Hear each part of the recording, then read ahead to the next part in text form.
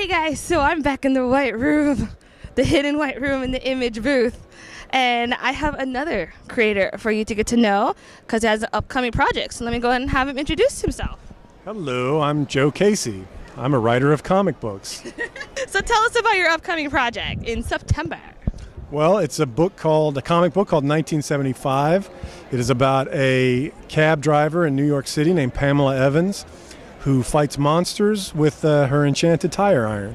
Now, when I read the description of this, I was like, where do I even begin to ask questions? Like, she's a cab driver, she fights monsters, and the tire iron. So I want to start with the tire iron. Okay. Now, did this come from like a story that you heard, or is this like an original creation? No, I made it up. So why the tire iron? Well, every cabbie needs a tire iron.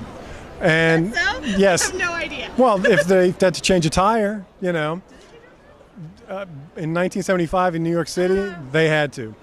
But the enchanted part is explained in the story. I don't want to give too much away, but there's a specific reason why it's enchanted, how it got enchanted, and why it works the way it does. Is it one of those, like, it was the closest thing that was possible to be enchanted, or that's still giving it away? Well, I don't want to give it to it. It was a timing issue. Let's put it that way. She had it with her when this event happened that resulted in it becoming enchanted.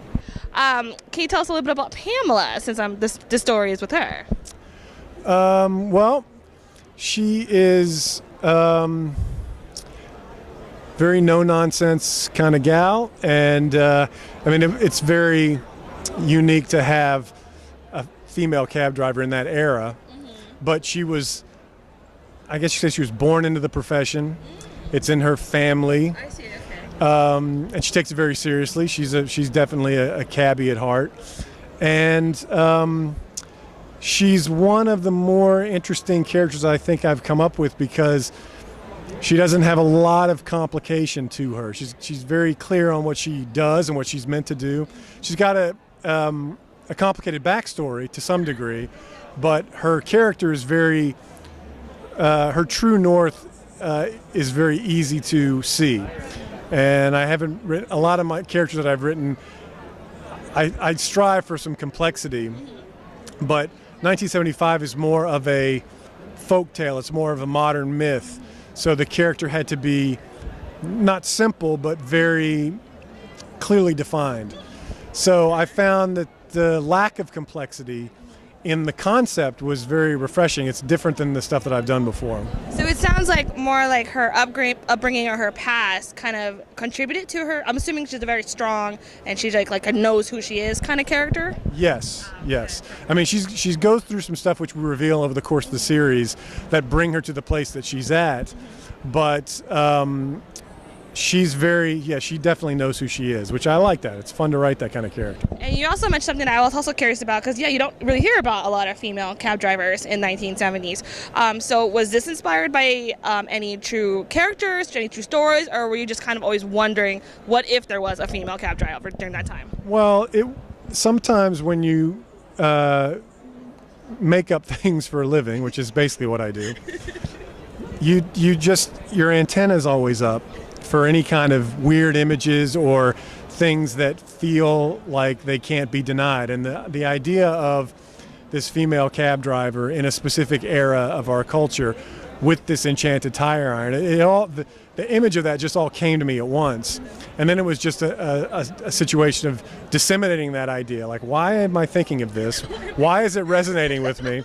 I have to come up with a story that fits this idea, this concept that just hit me out of the blue. And they don't always happen like that, but when they do, you have to see them through. And see, here I thought it was something to do with, because like right now, like with the whole news about Uber and Lyft pushing out cab drivers outside, I was like wondering if that was triggering that somehow. No, it was just cool. It just sounded cool to me. Looks cool, sounded cool.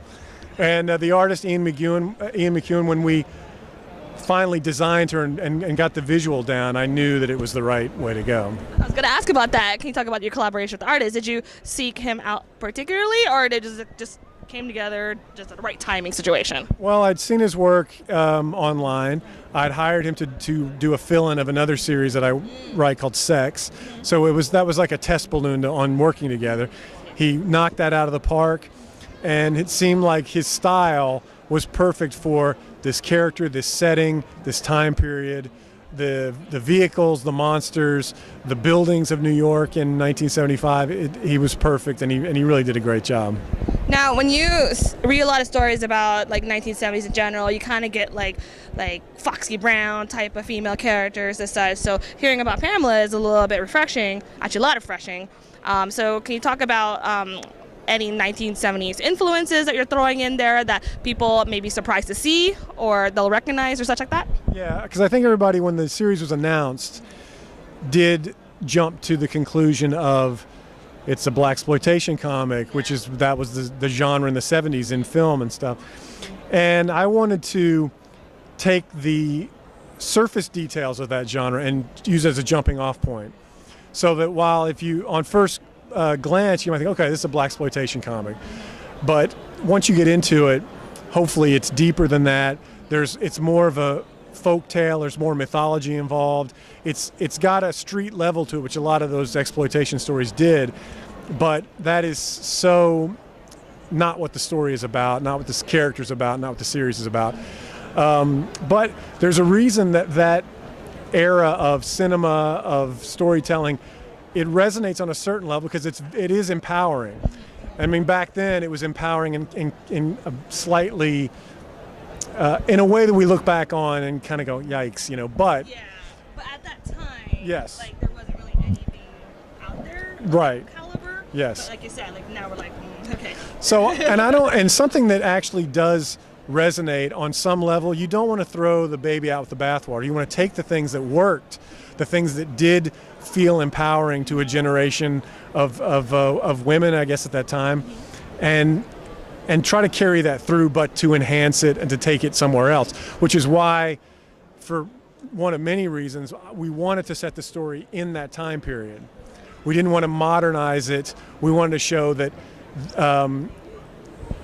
that archetype can still work in that era, but if you just take a different approach and tell a different kind of story, it does hopefully elevate it out of its genre trappings. Excellent. And then looking at the cover, which I think is absolutely gorgeous and really cool, I'm also kind of curious, is there a soundtrack involved or like any kind of music that you kind of associate with the series? Well, one of the characters, her boyfriend in the series, is a DJ. So he does call out songs that he's spinning. He's a big record collector and a big audiophile. So in a way, yes, there's plenty of shout outs to some classic tunes at the time, which I would encourage anybody to find those songs and play them while they read the book. Any particular ones? A lot of Stevie Wonder in there.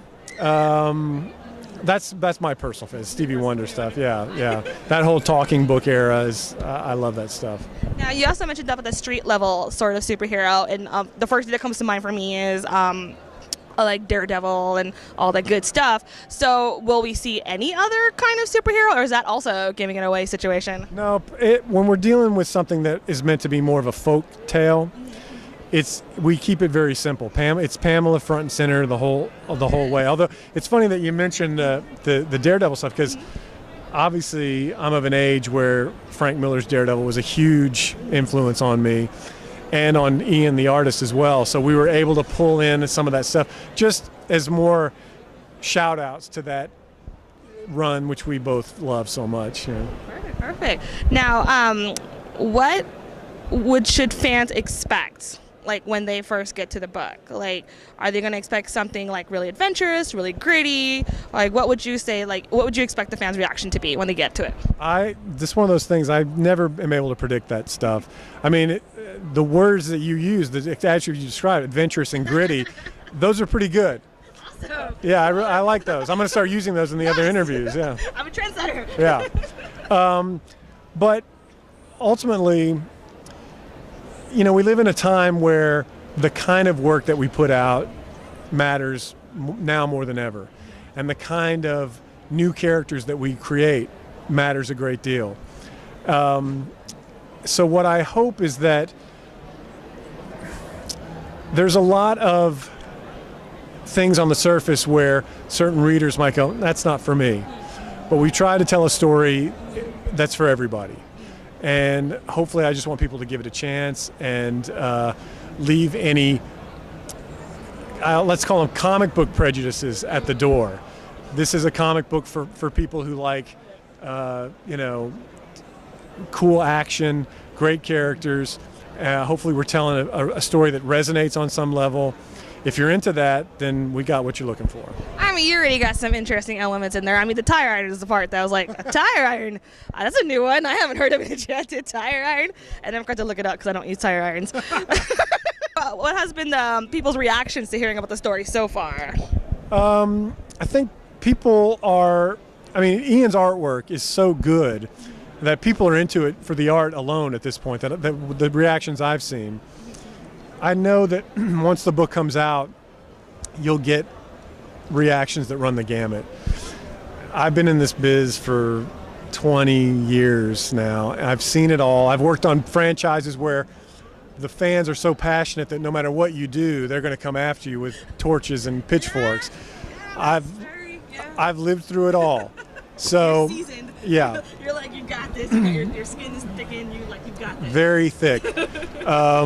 Yes, my company, Man of Action, we work on animation that takes characters that are beloved and we do new, fresh takes on them. We catch stick for it all the time.